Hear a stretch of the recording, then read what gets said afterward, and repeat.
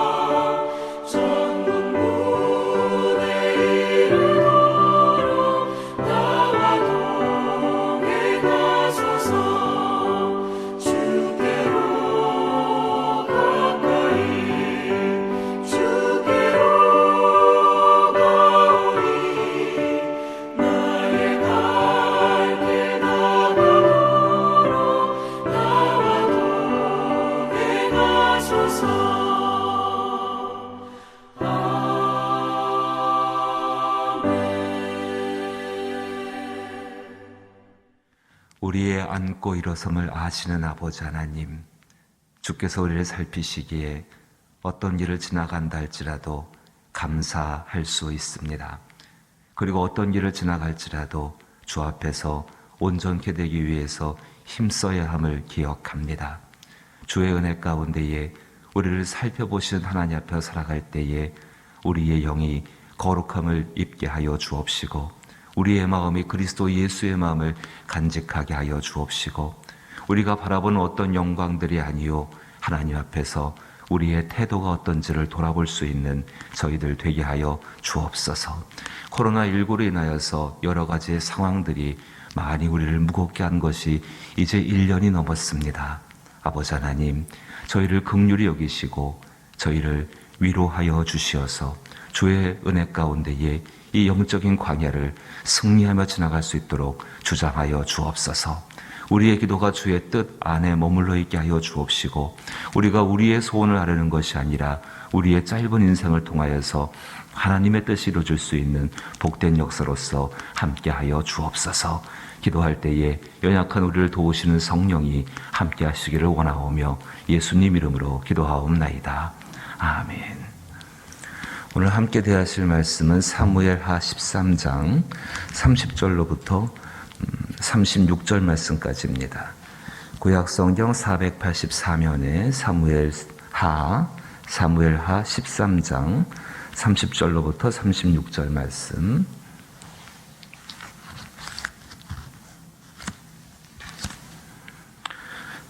한 절씩 번갈아 읽어볼까요? 사무엘하 13장 30절로부터 36절입니다.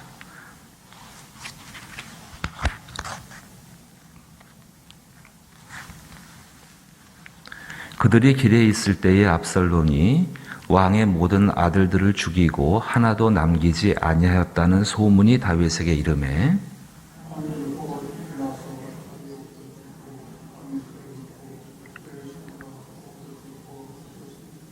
다윗의 형 시므아의 아들 요나답이 아뢰되 이르되 내 주여 젊은 왕자들이 다 죽임을 당한 줄로 생각하지 마옵소서. 오직 암논만 죽었으리이다. 그가 압살롬의 누이 다말을 욕되게 한 날부터 압살롬이 결심한 것이니이다.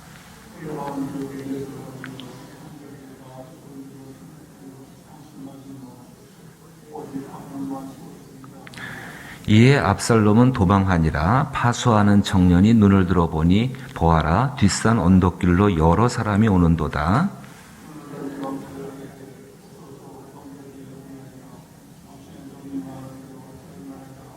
같이 읽죠.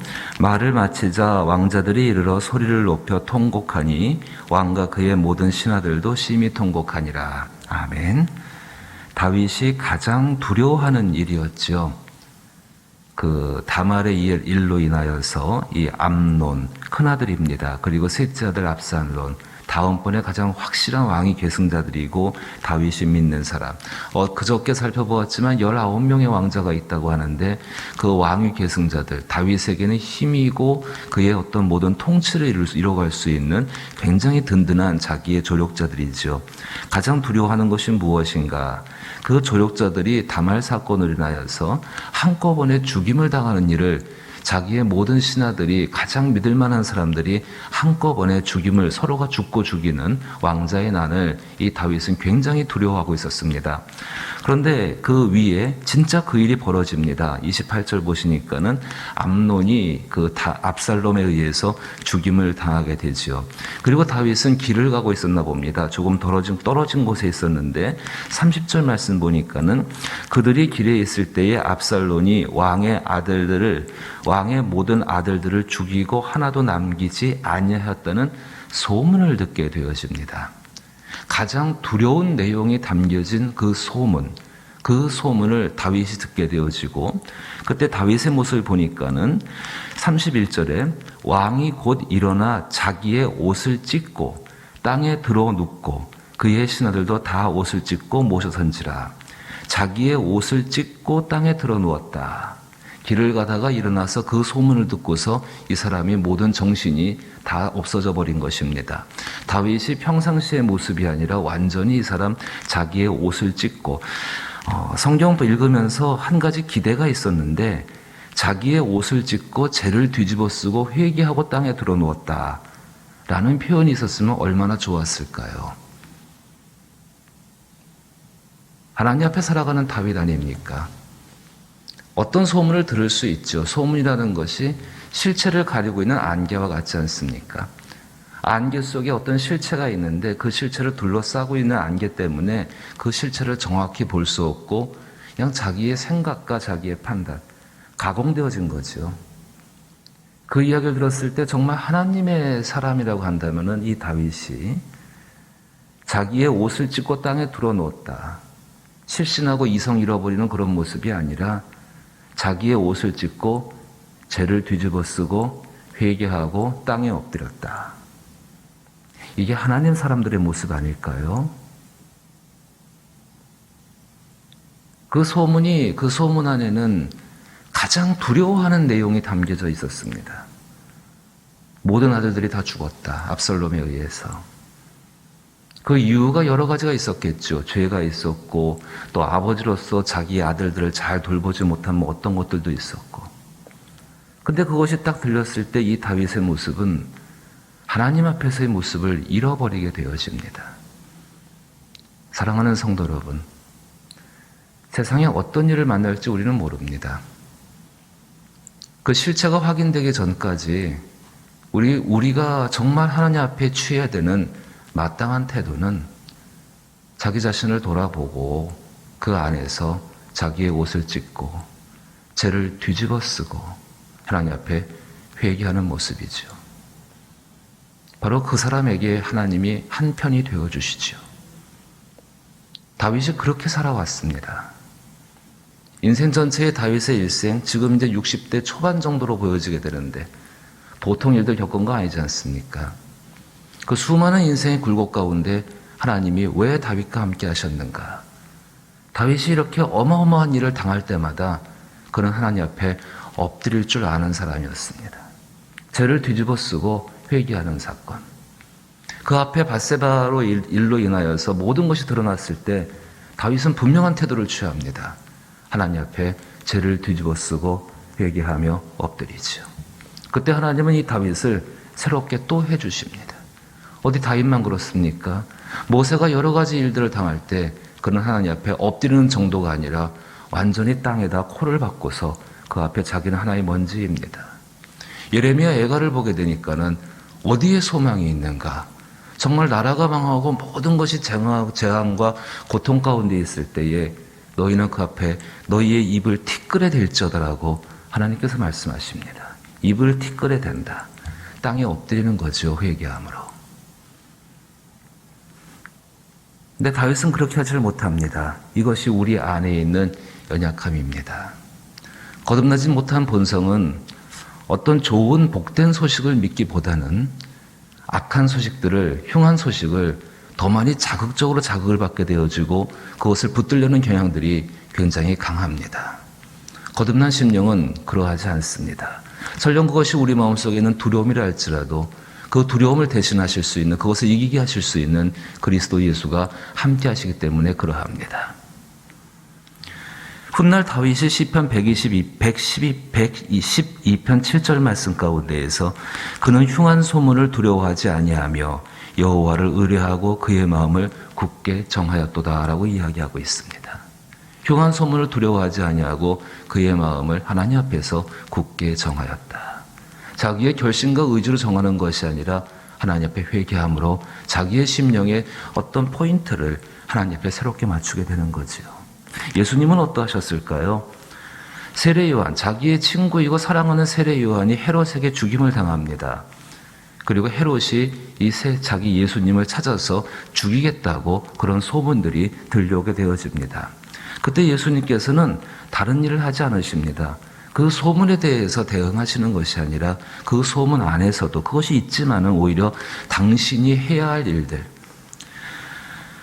마태복음 10장의 사건들을 보시게 되면은 그 소문이 들렸을 때 예수님은 놀랍게도 들판서 여전히 그의 백성들을 가르치시고 그의 백성들을 먹이시고 그의 백성 돌보시고 그 가운데 일어난 놀라운 사건 한 가지가 오병이어의 기적을 예수님께서는 베풀어 주십니다.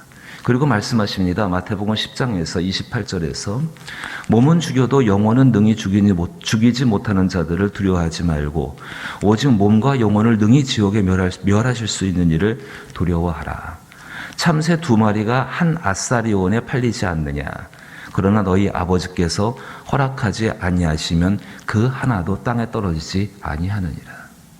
하나님이 허락하지 않으시면은 어떤 일도 일어날 수가 없고 하나님이 허락하셔야지만이 모든 일들이 이루어집니다. 다윗의 연약함을 하나님이 어떻게 도우셨는가? 참 재미난 일이죠. 다시 오늘 본문 돌아오시게 되면은 32절 말씀 보니까는 잠깐의 시간을 주시고 생각하게 하시고 사실이 드러날 때까지 다윗으로 하여금 기다리게 하십니다. 근데 그 일 가운데 누구를 사용하는가? 32절 보니까는 다윗의 형 시므아의 아들 요나답이라고 나옵니다.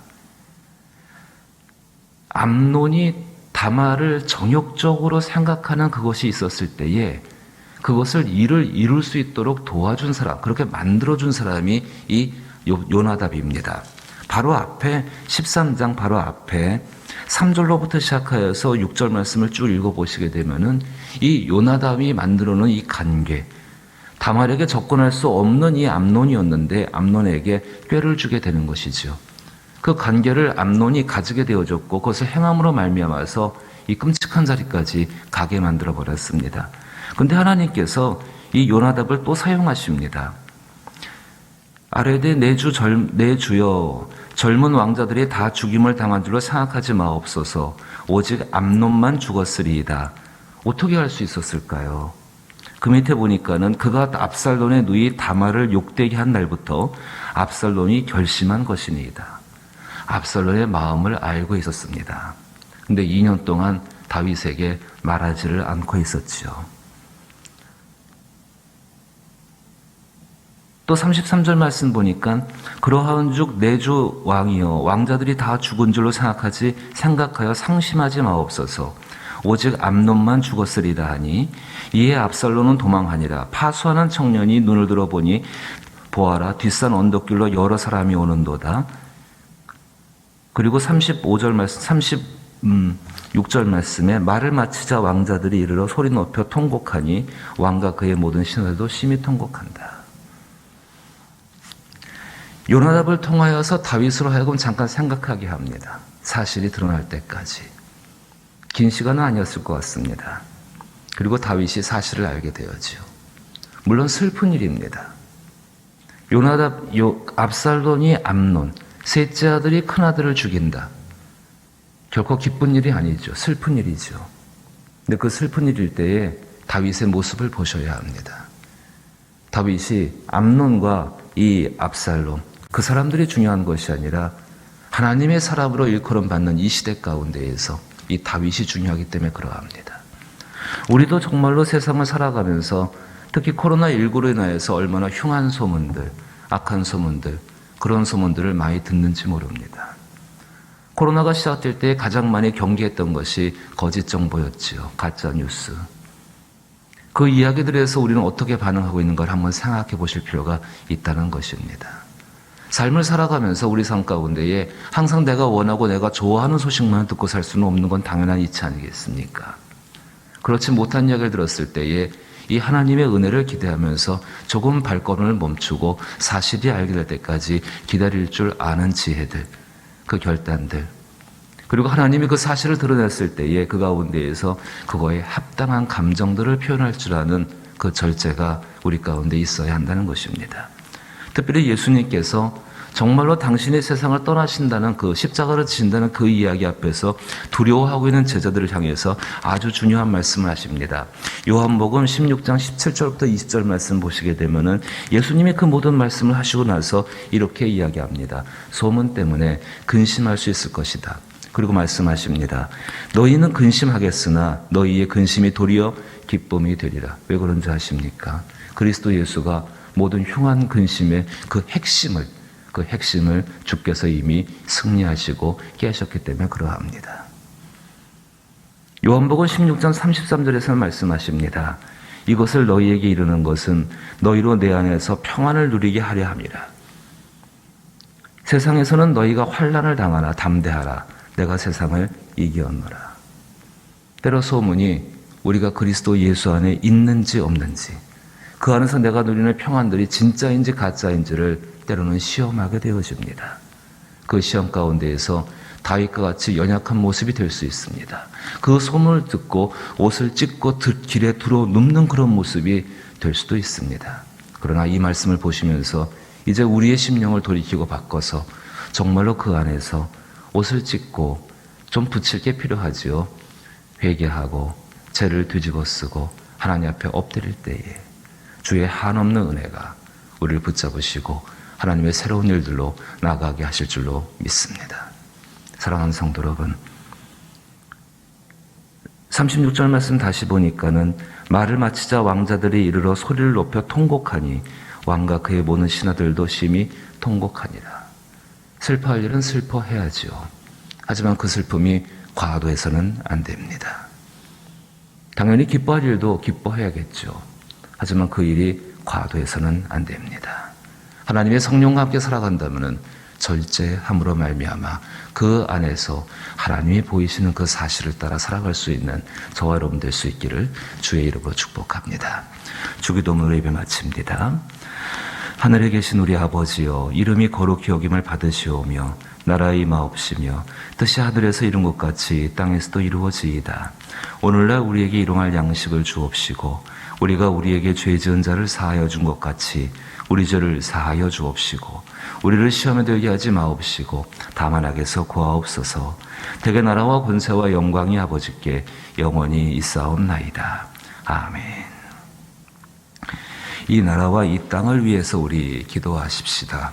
소문에 의해서 좌지우지되는 우왕좌왕하는 그런 나라, 그런 세상이 아니라 하나님의 진리의 말씀 가운데에서 견고하게 세워지고 그 말씀을 쫓아가는 이 땅이 되게 하여 주옵소서. 교회도 가정도 개인도 마찬가지 아니겠습니까? 모든 것은 하나님의 손 아래 있고 하나님이 드러내실 때 드러내실 것이고 그리고 감추실 것은 감추실 것입니다. 주의 은혜 가운데 그 은혜를 바라보며 오늘 우리가 그리스도 예수 안에 있기를 힘쓰고 또 이런 이들을 만났을 때에 옷을 찢고 길바닥에 두루없는 그런 모습이 아니라 옷을 찢고 죄를 뒤집어 쓰고 회개함으로 하나님 앞에 엎드릴 수 있는 우리가 되게 하여 주옵소서. 병들과 약한 분들을 위해서 기도하시게 되기를 원하옵고 또 특별히 구원받을 영혼들을 위해서 기도하십시다. 우리의 자녀들을 위해서 기도하고 선교지와 그리고 전도의 현장들을 위해서도 기도 부탁드립니다. 함께 기도합니다.